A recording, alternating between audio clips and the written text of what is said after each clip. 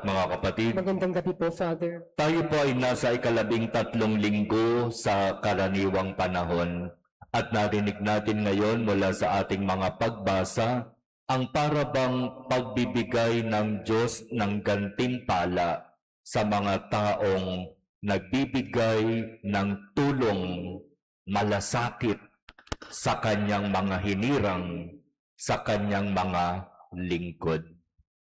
Narinig natin mula sa unang pagbasa hango sa ikalawang aklat ng mga hari ang napakagandang kwento tungkol kay Eliseo. Siya ay nagmimisyon, nagpupunta sa iba't ibang lugar at may mga pagkakataon inaabot siya ng gabi at kinakailangan siya ay makituloy sa iba't ibang tahanan. At ikinukwento sa atin sa unang pagbasa kung papaanong siya sa kanyang pagmimisyon ay inabot ng gabi at nakituloy sa tahanan ng isang kaibigan.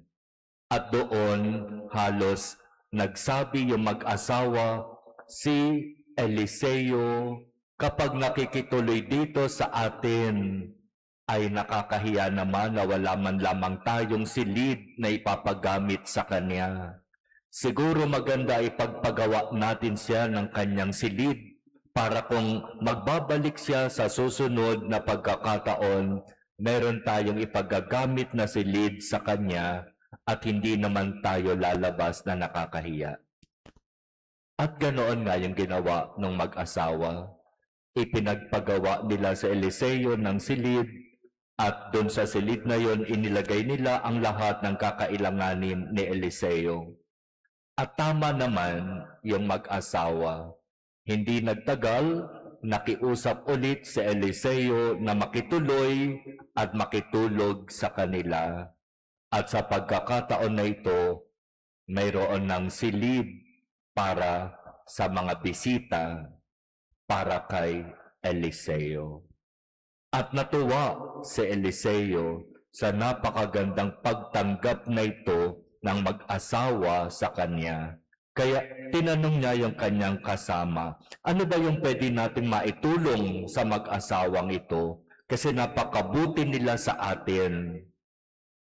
At sinabi, itong mag-asawang ito hindi pa nagkakaanak.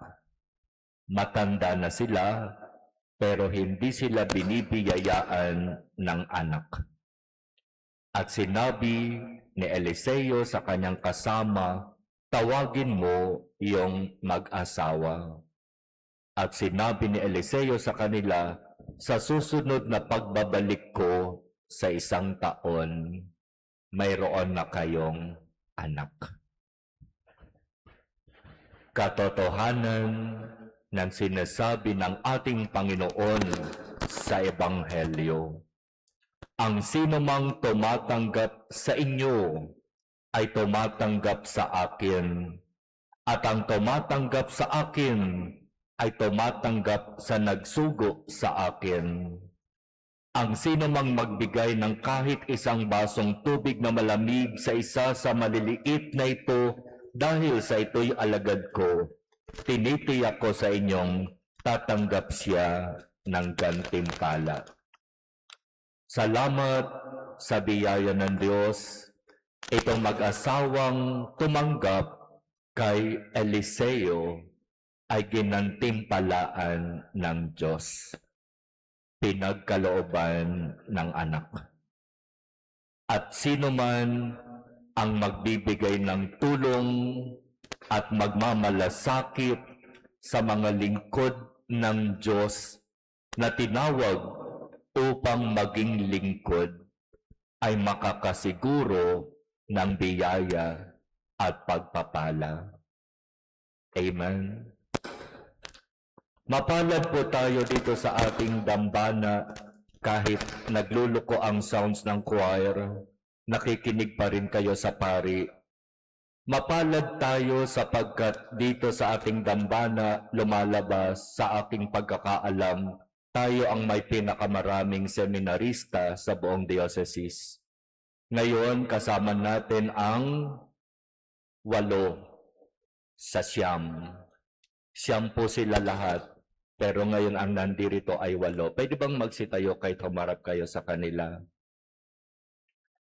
Sila yung halimbawa ng mga kabataan na batang-bata pa, pero tumugon sa paanyaya para magpari. Maraming salamat, magsiupo na po sila. Ipagdarasal natin sila, di ba? Hihingin natin sa Diyos ang biyaya na nawa silang lahat ay makatapos sa kanilang pag-aaral at matapos sa kanilang paghuhubog upang maging mga pari. At siyempre, palagi nating sinasabi, hindi po madali ang magpari. Hindi madali ang pumasok sa seminaryo. Kinakailangan din siyempre ng pinansyal na tulong. Kaya paulit-ulit tayo, di ba, na nakikiusap kung sino yung nais na tumulong sa kanila. Pumunta lang sa opisina.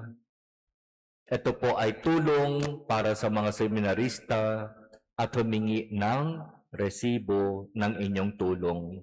At napakalaking tulong po iyon, napakalaking bagay po iyon para sa kanila. At kung babalikan natin ang ating ebanghelyo, di ba napakaganda ng pangako ng Diyos sa mga magbibigay ng tulong sa mga tinatawag niya para maglingkod sa Kanya. Ang sino mang magbigay ng kahit isang basong tubig na malamig sa isa sa maliliit na ito dahil sa sila'y alagad ko, tinitiyak ko sa inyong tatanggap siya ng gantimpala.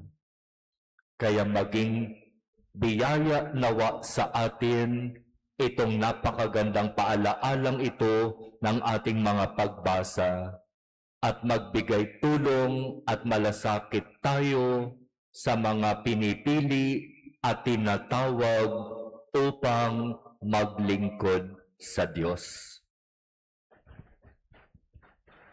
Amen.